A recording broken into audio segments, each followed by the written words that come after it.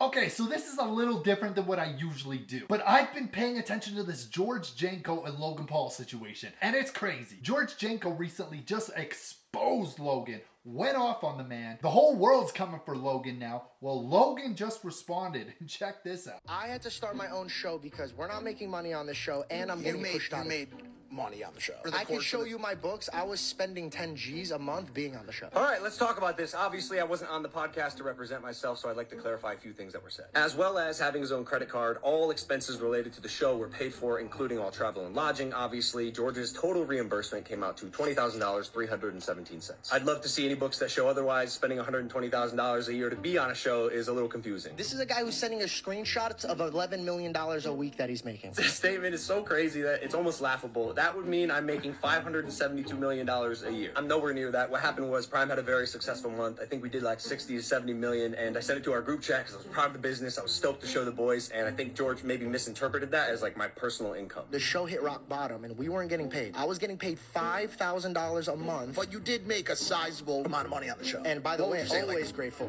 I was always grateful. Like that? Yeah, I don't like to talk about money. I know he doesn't want to talk money. I know he bleeped it out, but George made $317,000 in the 15 months that he got paid for on Impaulsive. The work requirements consisted of about 3 days a month, 3 hours each day, traveling the world, networking, and meeting some of the coolest people ever. It comes out to about $2,300 per hour, and he also had 10% equity of the entire show. Not you, not Caleb, not Kevin, not Dylan. Nobody called me when I got fired. George did not get fired. He quit. I'll touch on that in a second. But after he quit, I called him frequently. I reached out. I wanted to reconcile the friendship. I invited him to my birthday party and WrestleMania and even my ranch a few weeks later. He chose not to come. He also unfollowed all the people he mentioned on Instagram, which is maybe why they didn't call him. I don't know. I can't speak for them, but he still does not follow them to this day. And then on my birthday, you guys shot 3 episodes, so I couldn't show up. The 2 episodes he's talking about, not 3, were shot 4 days after George's birthday. His birthday's on January 3rd. We shot those episodes on January 7th. We were already in Vegas signing the UFC to Prime, and as we do, want to capitalize on the location and our use of time and energy and the guests in that city. George didn't come to work because he wanted to spend time with his family for his belated birthday, which I totally understand and we even praised. One of the things that I love about George, he prioritizes his family and friends over anything. I got my show going, and then not only was I controlled and pushed around on Impaulsive, but then Logan's making calls and directing my show. He told me that I couldn't take Celsius. So this is the big one. Making calls, trying to make it seem like I wanted to control his show is absolutely ridiculous. As you can see right here, I was Holy like, hey, damn. Dude, this man brought every fucking receipt imaginable. He told me he took a deal with a competitor. I told him, please don't film. Like, I'd like to talk about this. How are you this prepared? I thought it was a bad look that my best friend and co-host took a brand deal with our competitor without consulting me, asking me, giving us even a chance to match it before he signed the deal. Because the audience that he's building, at least at the time, on his own podcast was being funneled directly from the podcast that I was building with him. I said, hey, dude, I understand you need to make money. The entire text is right here that I sent him after our conversation. Because I did understand his position if he needed to make money, but I thought it was also a little odd because he did make $317,000 in 15 months. Regardless, I did tell him I can't have him on Impaulsive if he's going to take the deal with the competitor, but if after he makes the money he wants to come back to the podcast, he's more than welcome. Hey man, where you're at, there's no room for you to grow. They won't let you grow. They will not let you grow. I thought saying that to Mike was a little crazy. He's grown a lot. He has 2.7 million subscribers since we met. Okay. You know what? We're wrapping this up. This is crazy. How is this man this prepared? Don't ever come for Logan.